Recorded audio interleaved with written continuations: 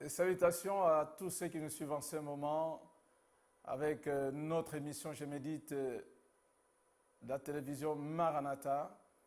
Nous sommes aujourd'hui un jour merveilleux, un jour où nous sommes en train de partager la parole de Dieu ensemble et nous avons besoin de votre retour certainement.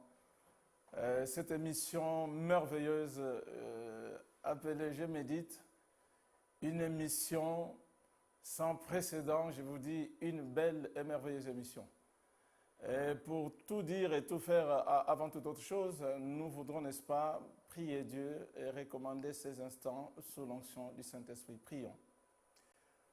Te bénissons, Père éternel, pour ton amour. Nous te sommes infiniment reconnaissants pour tous tes bienfaits et surtout pour ce temps que tu as permis afin que nous puissions parler de ta part. Qu'avons-nous, Seigneur, de bon et de meilleur que nous n'avons pas reçu de toi? Ta parole est vie, ta parole est lumière. Laisse que ce moment puisse nous être un moment profitable, un moment, Seigneur, où tu pourras toucher le cœur des uns des autres et que le Saint-Esprit nous saisisse. Nous nous abandonnons à toi et nous abandonnons toutes choses sous la conduite du Saint-Esprit qui nous parle et qui nous aide afin de mieux comprendre ta pensée. Certainement, nous ne pourrons pas le faire sans que tu puisses le vouloir. Et nous voulons faire toutes choses selon ta volonté, Père. Aide-nous. C'est au nom de Jésus, au nom merveilleux de notre Roi et Seigneur. Ainsi t'avons-nous prié, Père, nous te disons Amen. Voilà, bien-aimés dans le Seigneur, nous sommes encore ces jours pour partager la parole de Dieu dans notre émission Je médite. Aujourd'hui, nous allons partager cette méditation qui a été tirée dans le passage de deuxième épître de Paul à Timothée, chapitre 2, à partir du verset 1 jusqu'au verset 10. Nous lisons la parole de Dieu. Toi donc, mon enfant, fortifie-toi dans la grâce qui est en Christ.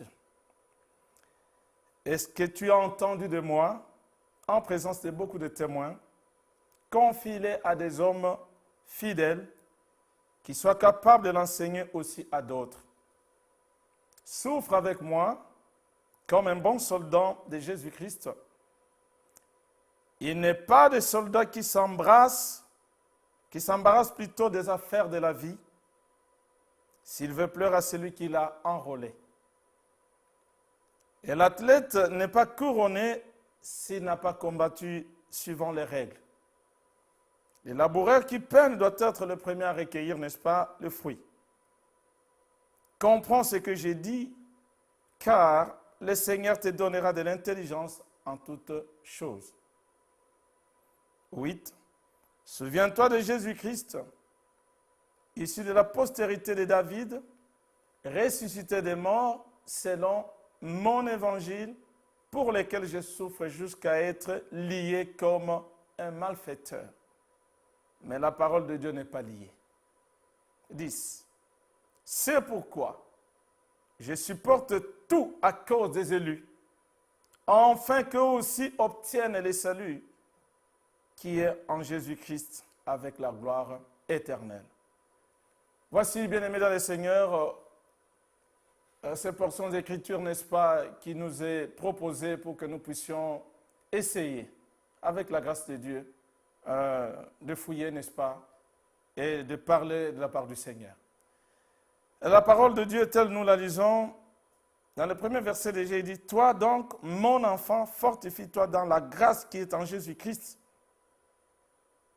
Et ce que tu as entendu de moi en présence de beaucoup de témoins, confie-le à des hommes fidèles qui soient capables de l'enseigner à d'autres. Souffre avec moi comme un bon soldat de Jésus-Christ. Je viens de lire au même moment que vous, mais je suis frappé certainement par le premier verset jusqu'au troisième, au quatrième, qui m'a le plus touché. Il dit donc, fortifie-toi, mon enfant. Fortifie-toi dans la grâce. Et c'est ce que tu as entendu. Enfin, il faudra que tu souffres comme moi et que tu sois un bon soldat. Difficile, n'est-ce pas? Une parole glorieuse, une parole forte, une parole, je dirais, réconfortante. elle nous réconforte. Elle est tellement réconfortante que je me dis, Seigneur, merci parce que c'est temps que nous vivons, c'est un temps difficile. Et si Paul doit parler maintenant à Timothée, je me dis, il dit, fortifie-toi. Il recommande, Paul est en train de faire une recommandation à son cher disciple, un fils dans la foi. Et comme je ne sais de me répéter, je me dis, il est en train de lui proposer quelque chose que lui-même a su comme secret de la bouche du Seigneur parce qu'il parle de la grâce. Et comme nous le savons, n'est-ce pas, la parole de Dieu nous dit dans 2 Corinthiens 12, au verset 9, il parle que ma grâce te suffit. Et sa puissance est en train de s'accomplir dans la faiblesse. Et je voudrais parler de cet homme, Paul, qui parle à un fils dans la foi. Et comme je l'ai dit tout à l'heure, il dit, n'est-ce pas, ce que tu as entendu de moi. De lui donc, je voulais parler de Paul. Bien-aimé, c'est un père qui parle à un fils. Je voudrais m'arrêter juste pour ce verset-là, le deuxième est passé au 4e. Ça vient de me toucher là, ça me bouscule un petit peu. Je suis en train de voir un homme qui parle à un fils, il lui produit des conseils. Et Dieu me donne une parole justement pour ceux qui peuvent avoir la Bible, de lire un petit peu dans Proverbe 4, le premier verset au 4e. Il donne des conseils à un enfant pour lui dire, retiens mes paroles, afin que tu sois sage, ça t'aiderait dans la vie. Combien de ceux qui sont enfants, qui se reconnaissent fils d'eux? Oh, bien-aimé, je parle aux apôtres, aux prophètes. Je suis en train de me dire certainement, le fondement, l'établissement de l'Église, c'est à partir des prophètes et des apôtres. Vous qui êtes pères, je ne parle pas seulement de pères parce qu'ils sont apôtres ou prophètes, mais aussi des pasteurs, des évangélistes peuvent être des pères. Mais ici, je fais allusion à celui que j'appelle aussi père, un apôtre, le mien. Combien de ceux qui sont appelés enfants, à qui tu as donné ces conseils et qui sont encore restés enfants, en train de dire exactement la duplication que tu as faite de lui et qu'ils disent réellement ce que toi tu lui as enseigné, en fait qu'il vive. Non seulement lui, mais aussi ceux qui écouteront, en fait qu'ils puissent être sauvés. Non, je pense que beaucoup ne le font pas et nous continuons à prier pour dire Seigneur, fais-nous grâce. Et quand je passe au verset 4, je suis en train de voir eux-mêmes au verset 5 et 6, on nous parle justement de 3 exemples dans la Bible. On parle d'un bon soldat, on parle d'un athlète et on parle d'un laboureur. Je voudrais m'attacher plus aux soldats. Mais ces 3 exemples illustrent mieux ce que doit être un bon chrétien, un bon croyant. Ça illustre certainement ce que je voulais dire, les renoncements. Ça illustre, n'est-ce pas, l'obéissance, la patience de tout enfant de Dieu appelé chrétien. Et ce qui caractérise, comme je l'ai lu dans la Bible, ce qui caractérise les bons soldats, c'est la discipline. Il faut qu'ils fassent tout, n'est-ce pas, en fait qu'ils puissent plaire à ses supérieurs. Il ne doit pas aujourd'hui s'encombrer de bagages sur lui, non, il ne pourra pas. Il ne doit pas s'embarrasser des affaires de ce monde, non. Il a été engagé dans une armée et il doit plaire à ses supérieurs. Aujourd'hui, qu'est-ce que nous voyons?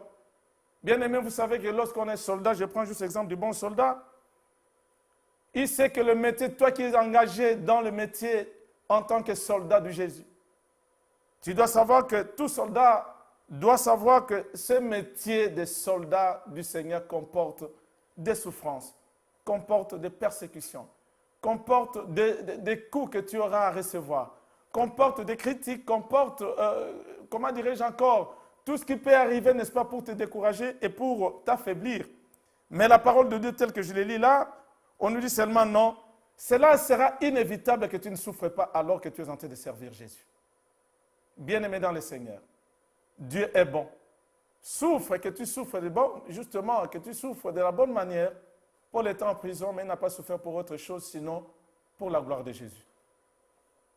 Et cette parole telle que nous la recevons aujourd'hui, elle est certaine. Et je suis en train de dire certainement notre comportement actuel, de la souffrance certainement, aura justement sa gloire à la fin des temps. Et malheureusement, dans l'armée, il nous apparaît qu'il y a aussi des déserteurs. Beaucoup sont déserteurs. Et je reviens pour te dire, frère, ne déserte pas le rang dans l'armée du Seigneur. Tu es en train malheureusement de trahir le capitaine, le commandant en chef qui est Jésus-Christ. Comment tu as abandonné l'évangile et tu es en train d'embrasser, de t'encombrer des choses, des affaires de ce monde, la gloire, l'argent, les femmes, les hommes. Tout ça, je dirais que c'est un fardeau lourd et inutile. La croix que tu devais porter, ta propre croix, tu l'as abandonnée. Et tu as pris un autre fardeau, malheureusement. Tu ne pourras pas supporter ta croix et supporter les affaires de ce monde, tu ne pourras pas. Je suis en train d'appeler un frère ou une sœur. Nous sommes enrôlés dans la bannière du Seigneur, sous la bannière du Seigneur. Et dans cette armée dont Jésus-Christ lui-même est notre capitaine, il est notre patron, il est notre commandant en chef. Comment veux-tu que ça se passe autrement? Je voudrais rappeler à ceux qui sont appelés enfants, à ceux qui ont reçu un conseil du Père. Non, écoute bien-aimé, ce que tu as reçu du véritable Père, parce que le véritable Père existe. Ceux qui sont encore aujourd'hui sur le chemin de la croix, qui sont en train de porter leur croix, mais aussi pour que l'évangile puisse être annoncé, afin que le salut des âmes puisse être quelque chose de meilleur pour nous et pour les autres. Je t'appelle, toi, mon frère et ma soeur. Le temps est arrivé pour que nous puissions prier. Mais je voudrais révéler quelque chose. Aidez-moi, bien-aimé, à ce que nous puissions avancer dans cette méditation. Dieu t'a appelé. Il t'a appelé comme commandeur du Seigneur. Il t'a appelé comme serviteur, servante. Qu'as-tu fait? Qu'as-tu fait du drapeau du Seigneur? Qu'en as-tu fait? Tu l'as abandonné et tu t'occupes d'autres choses. Le temps est arrivé, bien-aimé. Je voudrais prier avec vous. Éternel notre Dieu, Père de grâce, nous sommes arrivés à un moment où, Dieu, nous avons besoin que tu puisses nous fortifier. Quand on demande à un fils de se fortifier, certainement, cela demande de l'effort, cela demande de la patience, cela demande du renoncement, cela demande, je ne sais pas moi, aujourd'hui, de l'abnégation. Mais combien le font? Père éternel, je te prie et je t'en supplie, ne nous abandonne pas. Beaucoup sont maintenant dans la faiblesse à cause de l'argent, à cause de la gloire des hommes. Ils tombent, malheureusement, sous le label de l'ennemi. Ils doivent faire aujourd'hui des miracles qu'ils vont chercher ailleurs. Ils ne viennent pas te chercher pour demander « Que dis-tu » Parce qu'on lui demande de faire un miracle et il est prêt à tout faire pour faire un miracle. Non, nous ne sommes pas là pour satisfaire les hommes. De toutes les façons, la Bible nous le dit. Nous sommes aujourd'hui dans Marc 16, c'est pareil, Dieu le dit. Nous sommes dans Luc 19, il est dit. Nous ne sommes pas là pour les miracles, mais les miracles accompagneront ceux qui auront cru. Oh bien-aimés, nous vivons un temps de la fin, où nous sommes en train de voir combien les séducteurs viennent. Mais je parle à un fils, je parle à une fille, je parle à toi chrétien qui m'entend. Renoncement total. Prends ta croix et marche. Discipline pour qu'en fait tu puisses plaire à celui qui t'a engagé dans l'armée. Et c'est Jésus-Christ notre Seigneur. Fais grâce au Père. Fais grâce. Fais grâce pour que les déserteurs reviennent dans le rang. Fais grâce au Éternel notre Dieu pour que la télévision, les réseaux sociaux que tu nous as donnés, Seigneur, servent au Père à l'épanouissement, n'est-ce pas, de l'évangile du Seigneur. Nous le prenons, nous sommes en train de nous encombrer de beaucoup de choses. Les fardeaux sont tellement lourds et nous, on a jeté la croix du Seigneur. Tu dis dans ta parole que chacun de nous prenne sa propre croix. Nous avons abandonné nos croix et nous sommes encombrés des affaires, des fardeaux, des valises, des mâles, des femmes et des hommes. Oh non, le temps est arrivé pour que tu puisses abandonner toutes ces choses. Voyage léger. Prends le joug du Seigneur qui est léger et abandonne ton fardeau si lourd, car tu ne parviendras pas à arriver au bon port. Le temps est arrivé. Seigneur, fais grâce, je t'en prie. Nous ne sommes que des enfants, certainement, à cause de ce que nous sommes. Non, tu es un Dieu compatissant, un Dieu de miséricorde. Regarde, Éternel, notre Dieu, ce n'est pas à cause de nos œuvres, ce n'est pas à cause de ce que nous sommes, mais à cause de ton amour et de ton nom que nous invoquons à ce moment. Fais-nous grâce. Nous voulons, Seigneur, que nous puissions rester fortifiés dans la foi, que nous puissions nous atteler, Seigneur, à l'œuvre. Rien d'autre qu'à l'œuvre, que nous fassions le bon combat de la foi au Père. Fais grâce. Nous te rendons grâce en ce moment, Papa, pour te dire merci. Merci pour ce temps, un petit temps, Seigneur, de méditation. Merci pour ce moment, Seigneur, où tu nous parles. Merci, Seigneur, parce que nombreux ont déserté le rang dans l'armée. Mais qu'ils reviennent, qu'ils reviennent. Il n'y a que toi qui peux encore le faire revenir. Saint-Esprit, tu es à même de convaincre et de ramener ceux qui sont sortis du rang et qu'ils reviennent. Malheur à toi si tu ne peux revenir alors que tu entends la voix du Seigneur. Le Seigneur t'appelle. Sois dans la main du Père comme un fils. Et écoute les paroles de la sagesse de ton Père spirituel. S'il est vrai, il y en a de vrai. il y en a de vrais. Je suis en train de dire merci encore mon apôtre, que Dieu te fasse grâce. Non, que les scandales ne viennent pas de toi parce que tu as des conseils à donner. Tu as le temps de nous fortifier afin que nous puissions tenir ferme dans la foi. Que toute la gloire ne revienne qu'au Seigneur. Que toute la gloire ne revienne qu'au Seigneur. Quoi que tu fasses, quoi que nous fassions, quoi qu'il fasse, que tout soit pour la gloire de notre Seigneur Jésus-Christ. Merci encore pour ce temps que tu as permis que nous puissions parler de toi. Que sommes-nous pour que tu te souviennes que nous parlons de ta parole, Père. Mais tu nous as fait grâce, c'est un temps de privilège. Gloire, gloire et honneur à toi, notre Père. Au nom de Jésus, notre Seigneur et Sauveur, à la gloire du Père. Ainsi, avant tout près, nous disons Amen. Merci bien-aimés dans le Seigneur. Nous voici à la fin de cette courte méditation. Certainement, le temps nous manquerait de parler de toutes ces choses, de parler des enfants, de parler de pères qui continuent à donner des conseils, mais que les enfants n'entendent pas. Mais bon, voilà. Nous voudrons seulement vous demander de nous suivre sur nos réseaux de diffusion que vous connaissez déjà. Maranatha Télévision, nous sommes aussi sur notre box Orao Télécom au canal 142 et pourquoi pas sur YouTube Maranatha Télévision et aussi sur notre bébé qui a grandi, qui devient grand. C'est la radio Maranatha sur www.maranathatv.fr ainsi sur Facebook comme vous le savez et sans oublier Instagram. Et bien voilà, nous avons terminé pour aujourd'hui. À bientôt. Ciao, que Dieu vous bénisse. Merci.